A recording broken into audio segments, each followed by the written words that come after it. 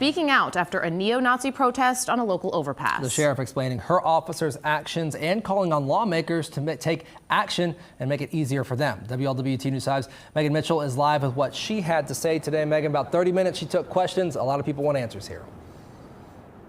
Yeah, we just got out of that meeting. Good afternoon to you both. So people have been calling for answers and for the sheriff and law enforcement agencies to address what happened on that bridge almost 2 weeks ago. And finally, we do have a bit more insight from the sheriff's department as to what happened. She says that these neo-Nazis were there to intimidate and provoke.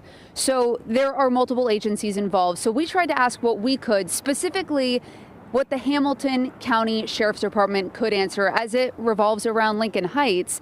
She said that the identification of these individuals has not happened just yet. In regards to charges, no clear answers on what would be given, if any, if those individuals are identified. The U-Haul, obviously a major point in this investigation as well. Also something that investigators are looking to try and find out where that came from. She says that that's still underway. You know, the sheriff said that she's looking for community leaders to understand that these groups have open carry laws, have open carry guns, and are looking to use those to intimidate and to create chaos. So to recognize from community leaders that everyone coming together is the only way to combat this. It's very important that the residents of Lincoln Heights hear from me. This intimidation is a threat to our community and should never happen. It may be legally protected speech, but I can tell you it is not okay. Intimidating citizens is not okay. It's not acceptable, and it is contrary to the community values that we all hold.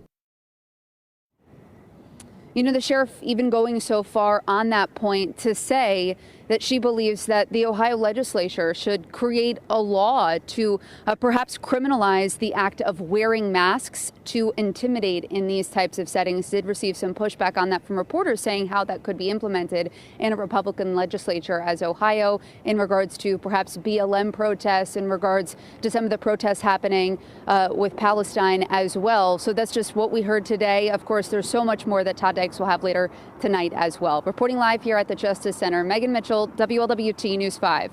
Megan, we all saw the video. We all saw these people drive away, don't know where they went, don't know who they are. Did the sheriff address what will happen if this group comes back to the area? Right. So she says that that is now something that they're going to be monitoring. She says that they've also worked with the FBI. They're working with Cincinnati and these other police departments to make sure that those people are identified. She also talked about the fact that a lot of these types of meetings happen from social media, from places on the internet where these people converge. And so looking at those, making sure that they are prepared. She did admit that the county was surprised when all of this went down, just as all of us were. Reporting live here, Megan Mitchell, WLWT News 5. Megan, thank you. Our Todd Dykes is also down there and have more coming up in our evening newscasts. All right, we are leading the way with breaking news.